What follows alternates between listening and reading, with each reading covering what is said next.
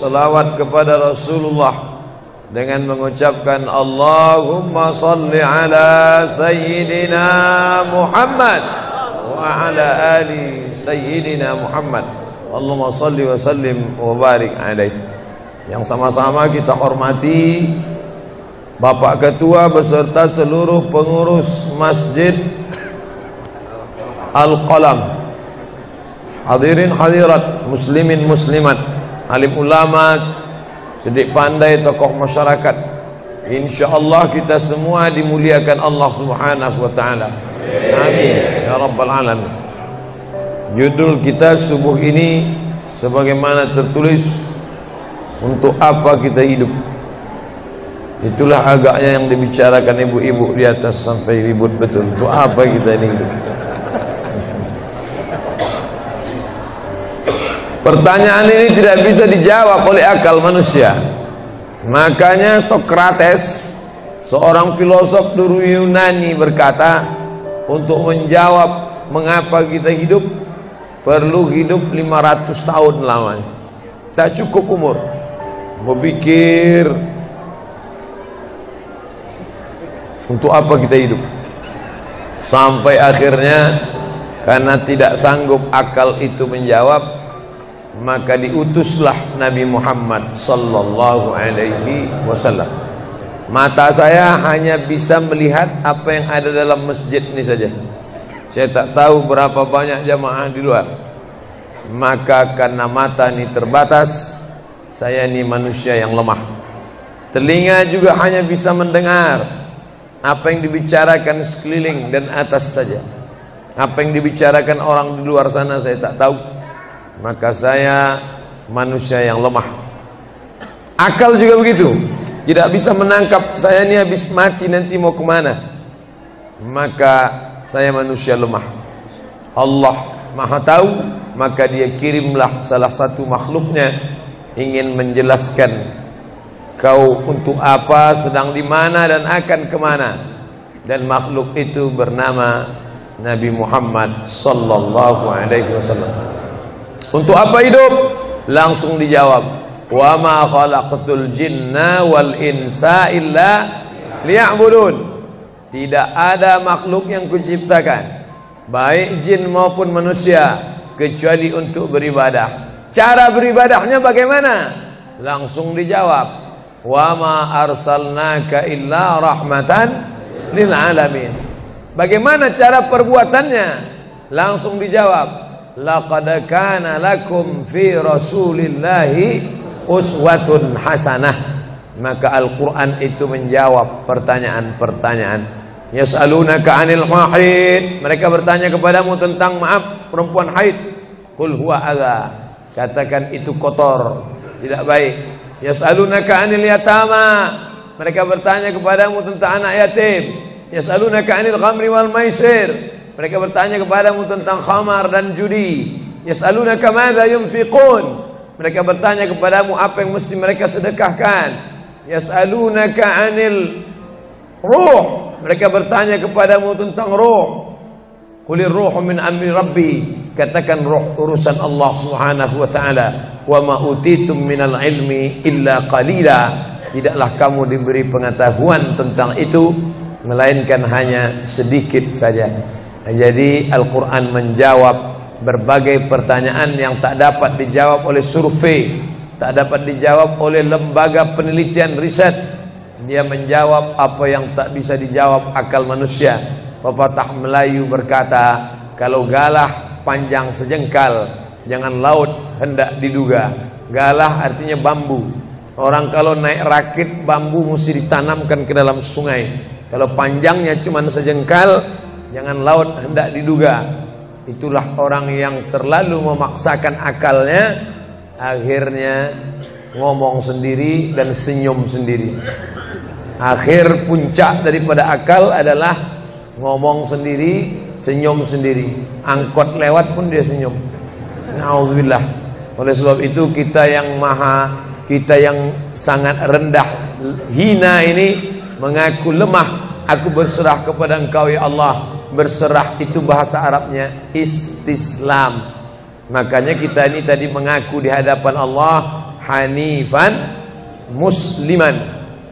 Aku condong kepada kebenaran musliman, dan aku hanya berserah diri kepada Engkau ya Allah ya Rabbal Alamin. Makanya apa kata Allah kita ikut. Padahal ini akhir pekan, weekend, maunya santai, tapi kita ikut apa kata Allah Subhanahu wa taala. Bangun subuh ikut. Padahal ini mestinya santai di rumah, tidur-tiduran, membalaskan sakit hati hari Senin, hari Selasa, hari Rabu, hari Kamis, hari Jumat. Ini hari Sabtu, tapi justru hari Sabtu bersusah payah, berdingin-dingin di luar. Bahkan kabarnya jam 3 sudah ada yang datang ke masjid ini. Bahkan ada yang mabit di samping danau. Bayangkan itu. Orang mabit di Musdalifah, yang mabit di samping danau. Oleh sebab itu maka ini apa yang membuat makhluk ini bisa begini? Itu semua adalah orang-orang yang mengerti untuk apa kita hidup. Karena hidup adalah untuk beribadah. Bangun tadi dari tidur langsung beribadah. Buka mata, ibadah pertama adalah zikir. Alhamdulillahillazi ahyana ba'dama amatana wa ilaihin nusyur.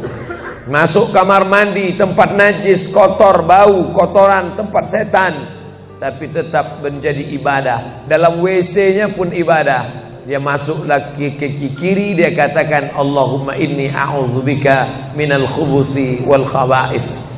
Keluar dari kamar mandi itu ibadah juga. Dia langkah kaki kanan, dia katakan ghufranaka, ghufranaka, maafkan aku ya Allah. Mengapa dia minta maaf keluar dari WC? Karena selama di WC dia tidak menyebut Allah. Lidah yang diciptakan untuk beribadah, selama di dalam tidak beribadah, maka ibadah di dalam WC hanya hatinya saja berzikir. Tak boleh menyambut seruan azan. Terdengar suara azan masuk ke WC, Allahu Akbar, Allahu Akbar, Allahu Akbar. Oh, tak boleh. Tak boleh mengucapkan salam. Assalamualaikum, Nabi diam. Assalamualaikum, Nabi diam. 3 kali diucap, Nabi diam. Selesai keluar dari toilet, WC, barulah Nabi menjawab Waalaikumsalam warahmatullah. Karena tidak boleh menyebut nama Allah, maka minta ampun keluar dari WC. Karena lidah yang semestinya dipakai untuk menyebutmu ya Allah, berzikir mengingatmu ya Allah, tadi tak kupakai selama beberapa menit di dalam. Maka dia katakan ghufranaka. Lalu kemudian melihat wajah di cermin, mana tahu ada kotoran di mata. Jangan sampai kita berjumpa sama orang di masjid, orang senyum, kita senyum, yang disenyumkan orang kita. Maka lihat dulu baik-baik. Maka ketika melihat wajah, dia pun menjadi ibadah. Allahumma kama hassanta khalqi fahassin khuluqi. Sebagaimana kalau kau sudah perbaiki bentuk ciptaanku ini menjadi sempurna, maka perbaikilah akhlakku ya Allah. Lalu setelah itu berangkat dari rumah menuju masjid, beribadah juga. Bismillahi tawakkaltu 'ala Allah, la haula wala quwata illa billah. Setiap langkah kaki ke Masjid Al-Qalam ini bernilai 1 langkah menghapus dosa. Langkah kedua mengangkat derajat. Langkah ketiga menghapus dosa. Langkah keempat mengangkat derajat. Tidak tanggung-tanggung, derajatnya diangkat Allah. Siapa yang duluan datang langsung dapat di depan. Tapi ada orang terlambat tetap tinggi juga derajatnya. Mana dia? Ini yang di atas. Siapa bilang perempuan direndahkan, dihinakan? Perempuan dimuliakan. Mana contoh perempuan dimuliakan? Kalau mau tahu, datanglah ke Masjid Al-Qalam. Perempuan dimuliakan. Bapak Ibu yang dimuliakan Allah, masuk ke dalam masjid, langkah kaki kanan, Allahumma inni as'aluka min fadlik. Itu doa nanti keluar. Tapi ketika akan masuk, apa doanya? Allahumma ya Allah, iftahli, bukakan untukku abwaba rahmatik, pintu rahmatmu, bernilai ibadah. Duduk berzikir, jangan ngobrol, jangan cerita. Foto Pak Ustaz, sikit-sikit boleh. Lalu kemudian selama itu tertulis tadi di atas. Itulah hebatnya Masuk ke Masjid Al-Qalam tidak hanya mendengar ceramah, dapat pengajian. Ketika saya masuk tadi, dengar suara azan, ada tulisan hadis riwayat Al-Bukhari. Siapa yang mendengar seruan azan lalu menyambut seperti bunyi yang diucapkan muazzin, kecuali pada hayya 'alas shalah, hayya 'alal falah, dia baca la haula wala quwata illa billah, ditutup dengan doa wasilah. Allahumma rabba hadhihi da'wati tammah wassalatil qa'imah, dimintakan untuk Nabi Muhammad, ati sayyidana Muhammadanil wasilah wal fadilah wasyarafa wad darajatal aliyatar rafi'ah. Yang kelima, wab'athullahumma maqaman mahmuda alladhi wa'adtah innaka la tukhliful mi'ad. Maka kata Nabi, halat laku syafa'ati yaumal qiyamah, layaklah dia mendapat syafaatku hari kiamat. Makanya selama duduk di depan tadi, tak ada satupun yang ngobrol, semuanya menyambut seruan azan. Allahu Akbar, Allahu Akbar, Allahu Akbar, Allahu Akbar. Ada kawan sebelah ngajak ngobrol, gimana bro program mancing kita? Allahu Akbar, Allahu Akbar. Nah, cerita tak tentu arah. Ini kita sedang beribadah kepada Allah Subhanahu wa ta'ala. Lalu kemudian selesai azan, salat sunat yang balasan pahalanya khairum minad dunya wa ma fiha, lebih baik daripada dunia dan seisinya. Apa itu? Qabliyah subuh. Sampai-sampai andai terlambat qabliyah subuh, tetap boleh dilaksanakan setelah subuh. Habis salat subuh barulah dilaksanakan qabliyah subuh. Tapi kalau sudah sama-sama ngaji, tapi kalau nanti pulang kampung, justru sekarang orang di kota ngaji, di kampung tidak ngaji. Zaman dulu di kampung ngaji, di kota tidak ngaji. Sekarang dunia sudah mau kiamat. Di kampung orang ngaji, di kampung orang tidak ngaji. Kenapa? Parabola masuk desa. Oleh sebab itu, maka kalau di kampung itu tidak ada pengajian, mereka tidak tahu bahwa qabliyah subuh diganti setelah subuh. Nanti pas mau bulan puasa pulang kampung, jangan qabliyah subuh setelah subuh. Karena nanti begitu mereka lihat, loh apa tuh? Sejak tinggal di Bekasi ikut aliran sesat. Dan dia tidak tahu bahwa sholat qabliyah subuh itu jangan sampai tinggal. Andai tertinggal, tetap dilaksanakan setelah sholat subuh. Ayatnya diatur. Ayat pertama, qul ya ayyuhal kafirun. Ayat yang kedua, qul huwallahu ahad, Allahu samad, lam yalid wa lam yulad wa lam yakul lahu kufuwan ahad.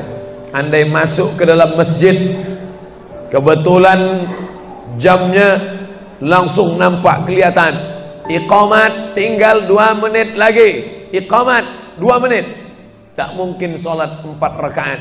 Pilihannya tahiyatul masjid atau qabliyah, qabliyah atau tahiyatul masjid. Kalau melaksanakan tahiyatul masjid tidak dapat qabliyah. Tapi kalau melaksanakan qabliyah, automatically dapat tahiyatul masjid. Oleh sebab itu, andai terlambat, waktu tinggal 2 menit, maka laksanakanlah qabliyah subuh. Tapi jangan gara-gara ini terlambat terus. Yang paling afdal cepat datang.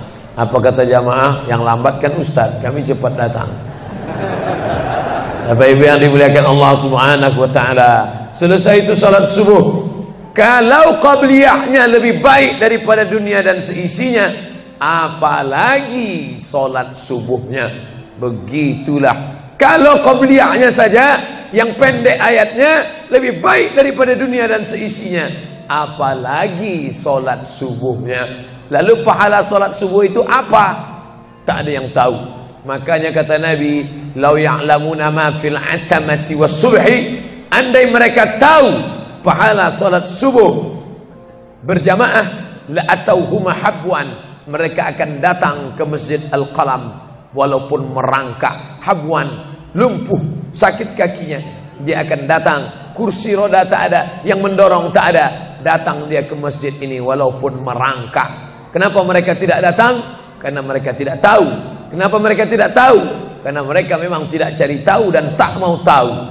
Dan sampai masanya mereka nanti akan menyesal saat melihat orang-orang mendapatkan balasan muttaqiina fiha 'alal ara'ik mereka duduk di atas kursi-kursi istana surga, tersenyum melihat orang-orang yang dulu tak peduli pada sholat subuh. Mudah-mudahan kita semua istiqomah insyaallah.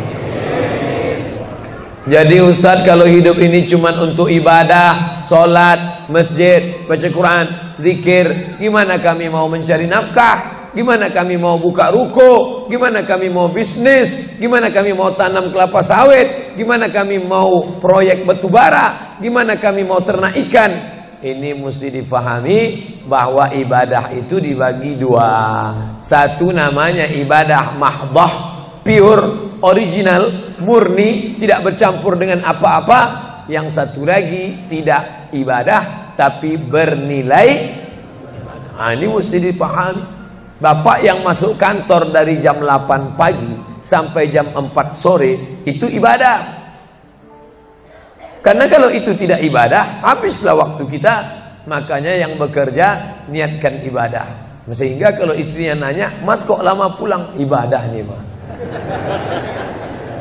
Tapi jangan gara-gara ini di kantor itu ibadah, lalu ketika azan di masjid kantor berkumandang, hayya 'alas shalah, dia terus ngetik, "Mas, ayo ke masjid." Enggak, ini pun juga ibadah. Kau ibadah aja ke sana, aku ibadah di sini. Itu juga enggak benar.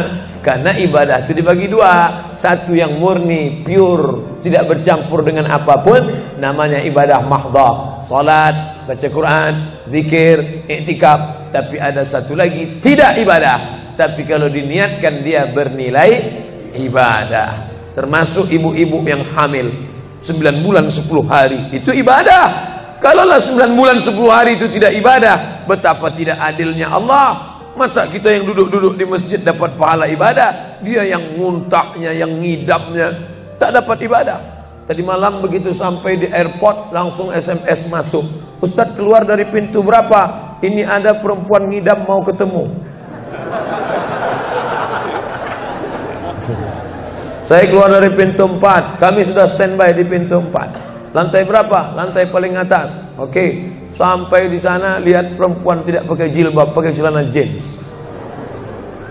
Saya udah mau marah. Ini kenapa? "Mohon maaf Pak Ustadz, non muslim." Astagfirullah. Rupanya non muslim hamil ngidam mau jumpa Ustadz Somad.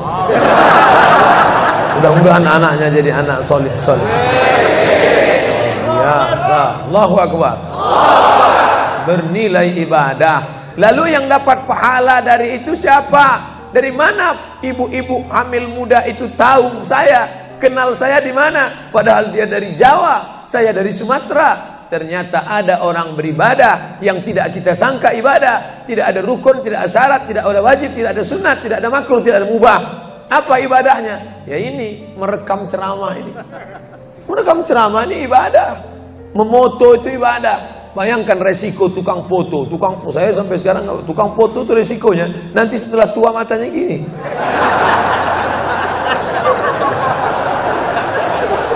Tapi kalau mereka niatkan ikhlas untuk ibadah, maka insya Allah sehat walafiat. Ini sampai sekarang yang banyak moto-moto ustadz itu mana ada, matanya tetap aja sehat. Kenapa? Karena diniatkannya untuk ibadah. Hidup ini kalau berniat ibadah tidak ada capeknya, tidak ada lelahnya. Kenapa? Karena mengharapkan balasan dari Allah. Ilahi anta maksudi wa ridhaka matlubi. Yang kumaksud hanya Engkau ya Allah, dan ridhamu lah yang kucari.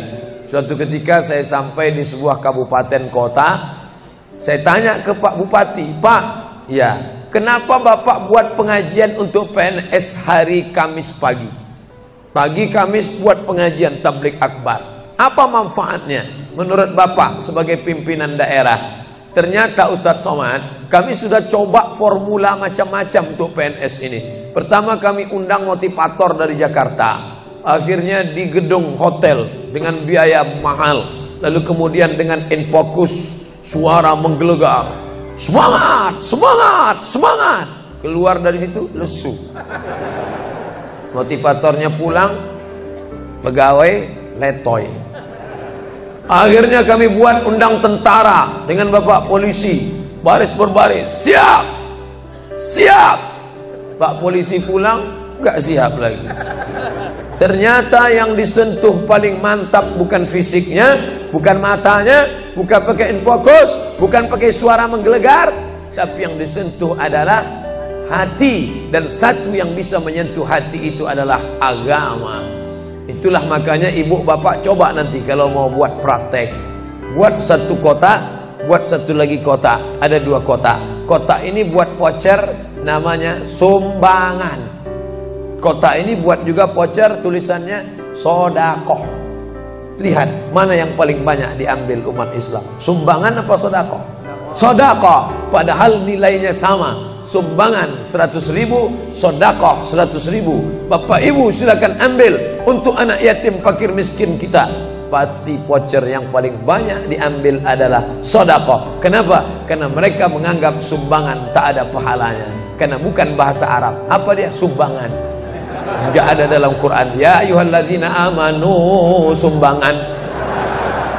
Yang ada adalah sedekah. Innamas sadaqatu lil fuqara wal masakin wal 'amilina 'alaiha wal mu'allafati qulubuhum wa fir riqab wal gharimin wa fi sabilillah wa ibnis sabil.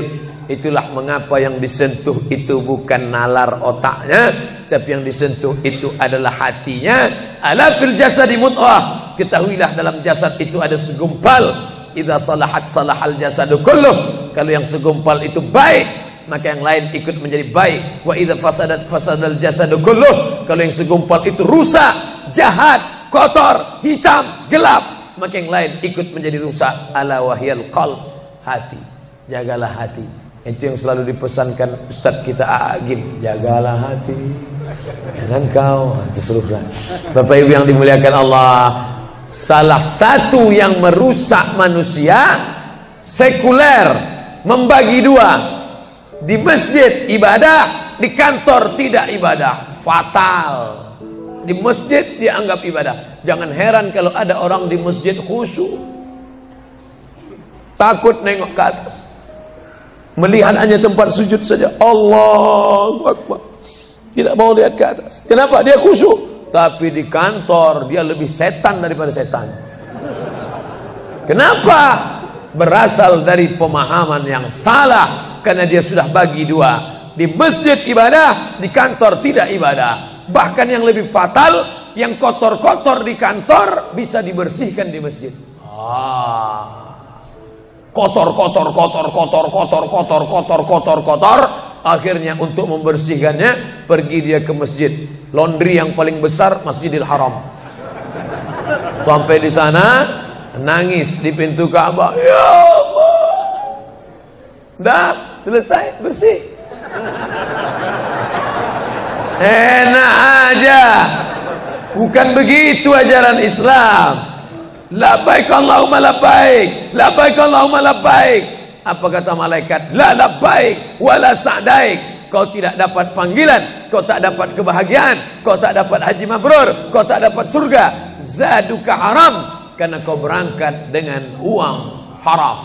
Oleh sebab itu pemahaman Islam mesti utuh. Semua adalah ibadah. Kalaulah gerak tidak ibadah, betapa menyakitkannya bapak-bapak polisi di jalan raya kena panas terik, padahal dia tidak ada penutup kepala di atas, berkeringat berpeluh. Mereka tetap merasakan itu sebagai ibadah. Tentara yang membela negara, angkatan laut di perbatasan sana, datang kapal-kapal perompak dari Thailand ingin mengambil ikan kita, tenggelamkan.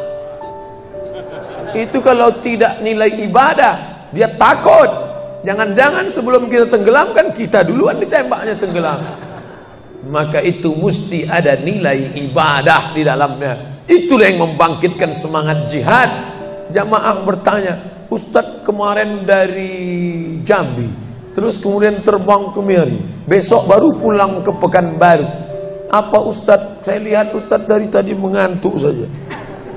Iyalah, sampai tadi malam ke hotel jam 12, baru tidur jam 1 karena ada yang mau ditulis. Jam 3.30 sudah bangun ceramah.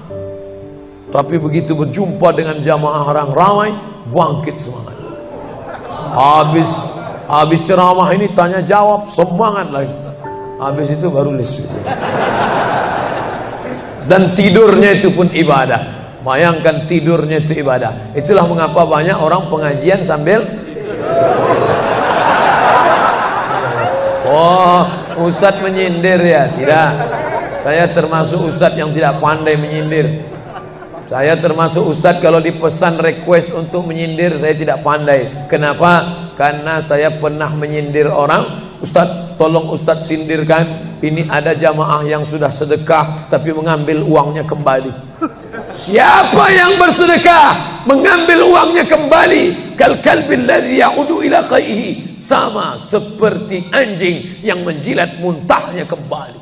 Selesai pengajian, mohon maaf Pak Ustaz, yang disindir nggak datang. Oleh sebab itu tak ada gunanya sindir menyindir. Kalau mau to the point, mana orangnya face to face, langsung saja tembak 12 pas gol. Bapak Ibu yang dimuliakan Allah, maka mesti dipahami dengan benar. Di Masjidil Haram ibadah, di rumah pun kau ibadah. Istri yang dari mulai pagi memasakkan suami, dibantu oleh pembantu membuatkan minuman, membesarkan anak, menyusukan anak 2 tahun lamanya, melahirkan, meregang nyawa. Meregang nyawa ibu melahirkan anak, ibadah. Makanya kalau dia meninggal dunia saat melahirkan, matinya mati syahid. Saking senangnya suaminya mendapatkan seorang istri yang syahid, tak menangis dia. Begitu tegarnya bapak, tidak meneteskan air mata. Tidak Pak Ustaz, aku melepas seorang syahid, 3 syahid lagi siap menanti. Peace, damai. Biasanya ibu-ibu kalau bawa cerita ini, kalau gini pulang aja lah kita kan. Nah, bercanda, serius sekali. Nah, tapi yang saya katakan tadi itu semuanya ibadah badan. Melangkah dari rumah, ibadah badan. Membukakan mata, ibadah badan. Mendengar ceramah, ibadah badan. Membaca Quran, ibadah badan. Berzikir, likulli sulama minkum sedekah. Setiap tulang-tulang sendi ada sedekahnya. Subhanallah, subhanallah, subhanallah, subhanallah, subhanallah, subhanallah. Itu ibadah badan. Tapi ada bukan ibadah badan. Apa dia? Itulah yang 7 macam. Zakat, wakaf, infak, sedekah, wasiat, hibah, ghanimah. Nah, itu ibadah harta. Mana yang lebih banyak? Ibadah harta apa ibadah badan? Ibadah badan. Kalau ibadah harta tak banyak. Zakat, wakaf, infak, sedekah, wasiat, hibah, ghanimah, rampasan perang.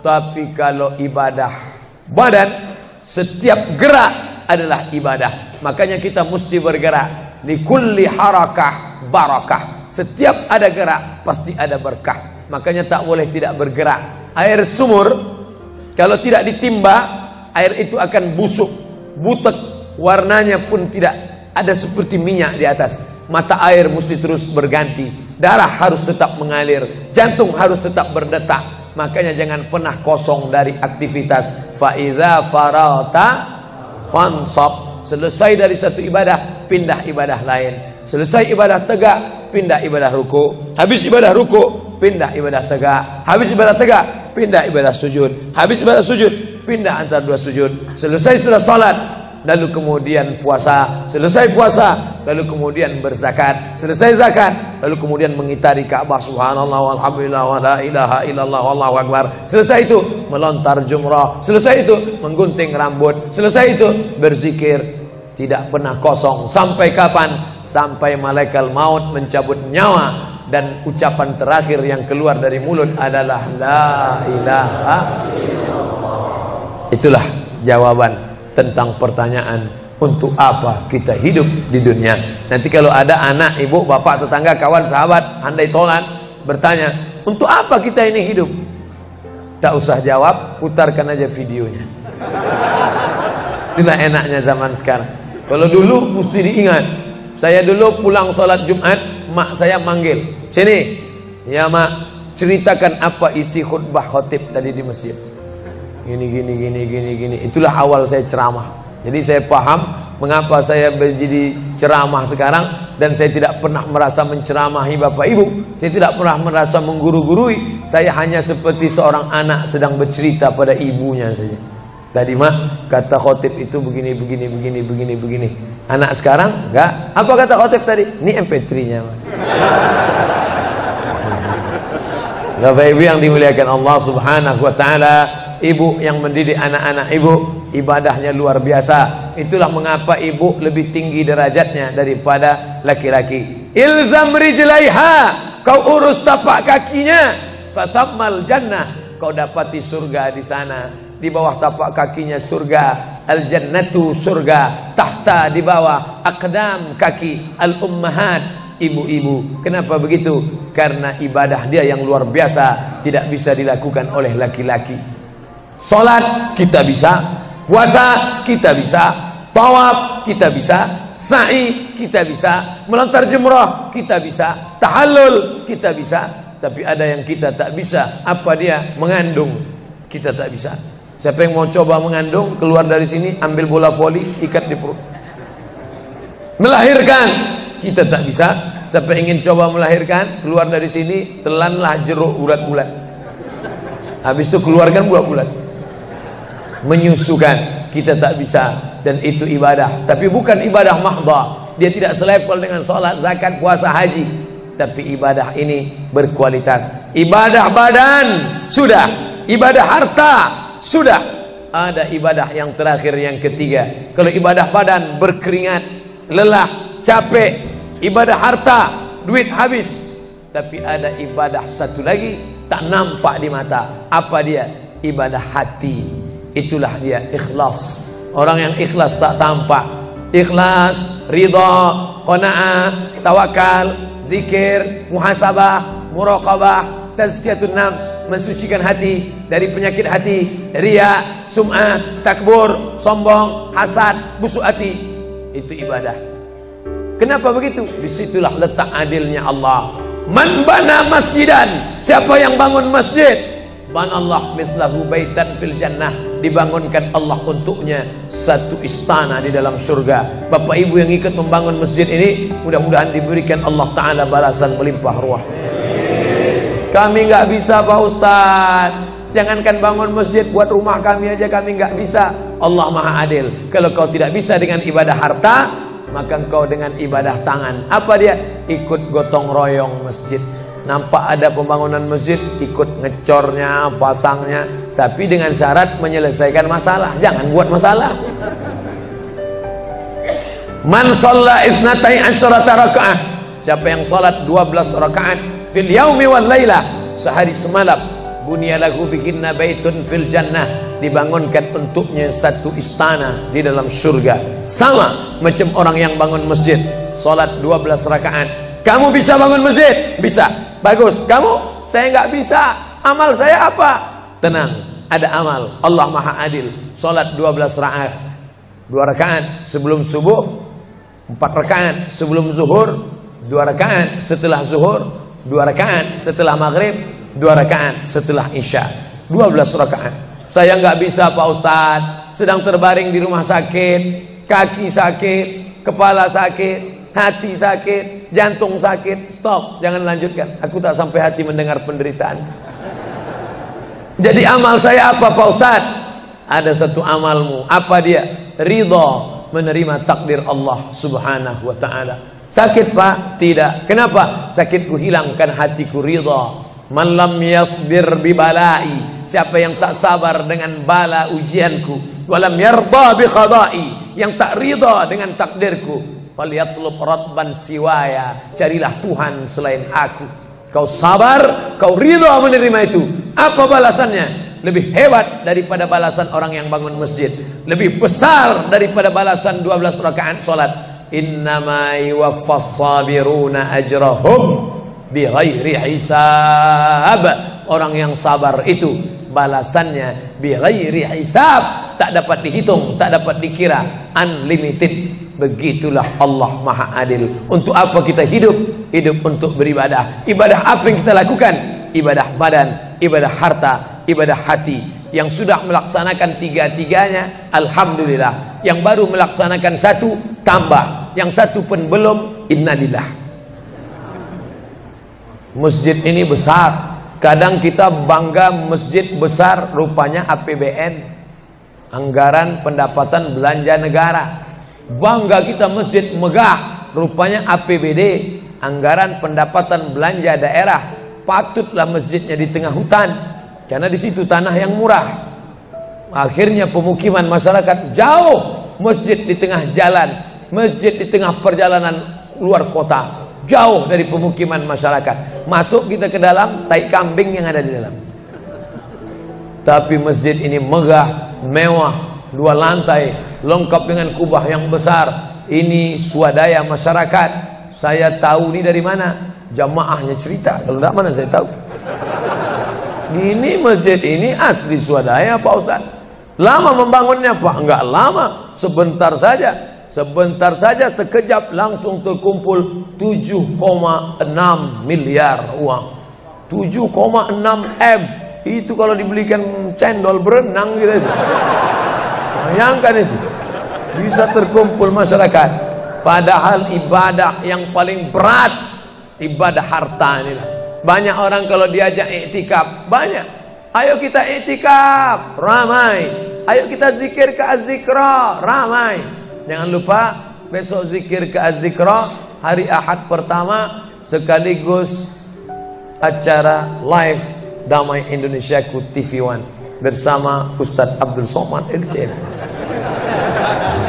Tapi ada ibadah yang berat. Apa dia? Ibadah harta. Banyak orang ketika diajak muhasabah zikir malam, ya Allah, banyak dosa kami ya Allah, tapi dia susah menangis, meneteskan air mata. Tapi begitu lewat kota infak, memang menangis. Tak sampai hati melihat Bung Karno keluar dari dompet. Lewat kotak sodako infak, lama membuka dompet mencari Patimura. Nauzubillah. Mudah-mudahan kita tak termasuk golongan yang bakhil ini. Kenapa? Karena setan selalu asyaitan, setan ya'idukumul faqra, membisikkan kepakiran. Jangan beri, jangan beri, jangan beri, nanti kau susah, nanti anak kau tak makan, nanti kau dikeluarkan kerja kau makan apa, nanti kau mau beli rumah, nanti kau mau beli tanah, nanti kau mau beli mobil, nanti kau mau beli cincin, nanti kau mau beli kamera, nanti kau mau ganti HP, uangmu tak ada. Setan selalu berbisik-bisik. Lawan setan itu. Qul a'udzu birabbinas, malikin nas, ilahin nas, min syarril waswasil khannas, alladzi yuwaswisu fi sudurin nas, minal jinnati wan nas. Hanya saja kalau yang berbisik itu setan, kita baca ayat kursi, insya Allah dia kabur. Ini yang berbisik ini kawan kita. Kita bacakan ayat kursi, hafal pula dia dari kita lagi. Tapi tak apa-apa, tetap aja bacakan.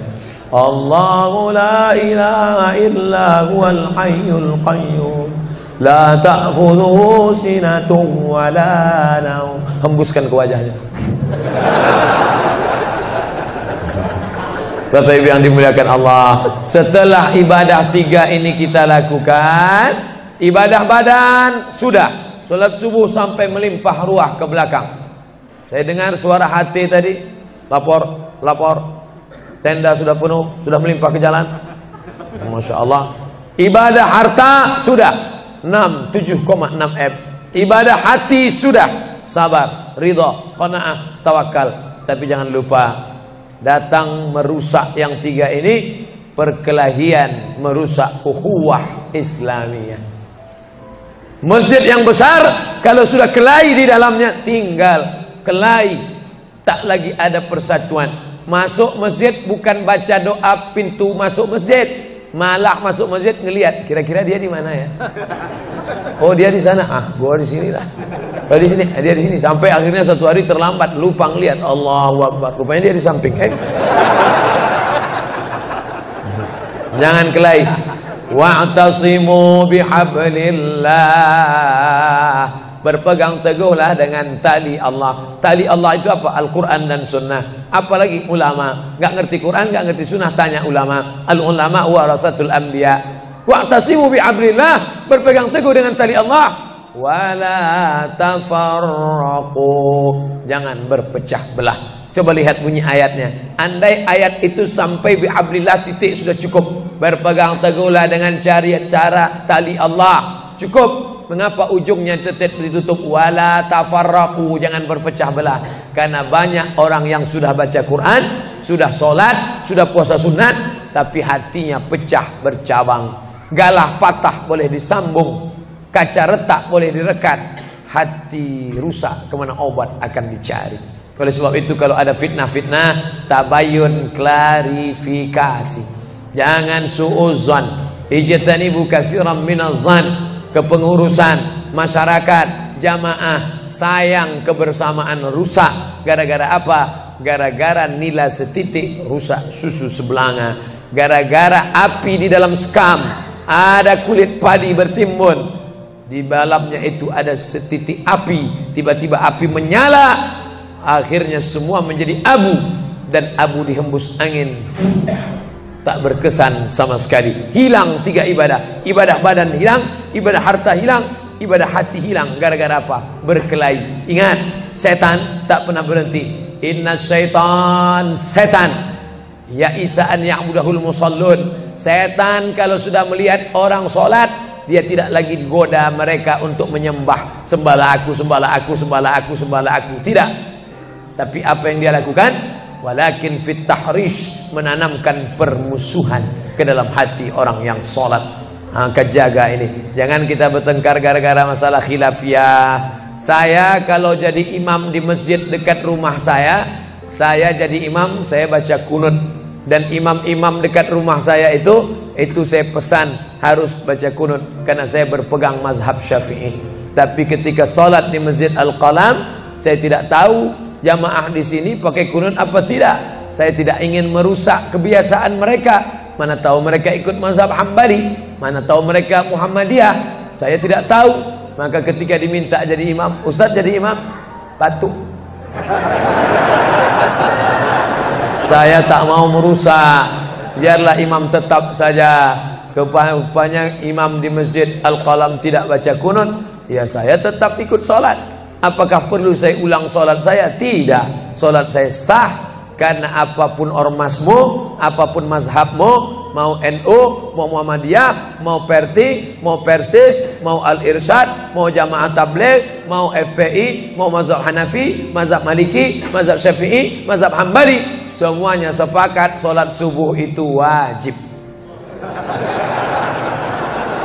Jadi yang wajib aja kita laksanakan. Adapun perbedaan teknisnya, yang satu pakai usolli, yang satu nggak pakai usolli, yang satu ngangkat tangannya ke telinga, yang satu ngangkat tangannya ke bahu, yang satu bismillahnya jahar, yang satu bismillahnya sir, yang satu ayatnya panjang, yang satu ayatnya pendek, yang satu pas mau turun sujud tangan duluan, yang satu lutut duluan, yang satu duduknya tapak kakinya duduk di tapak kaki kiri, yang satu duduknya langsung pantatnya ke lantai, yang satu telunjuknya ngangkat sekali, yang satu berkali-kali.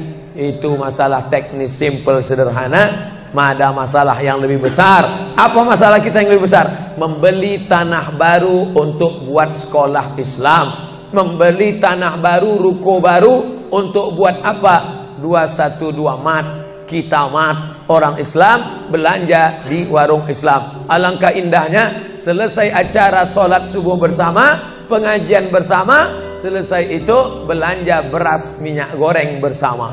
Serbu. Sehingga bangkitlah ekonomi umat. Berapa pegawai bisa ditampung bekerja? Langsung membeli beras ke tempat-tempat tanaman masyarakat. Sehingga mereka tidak menjadi korban rentenir. Musim menanam diulur, kasih pinjaman pupuk, pinjaman tanah.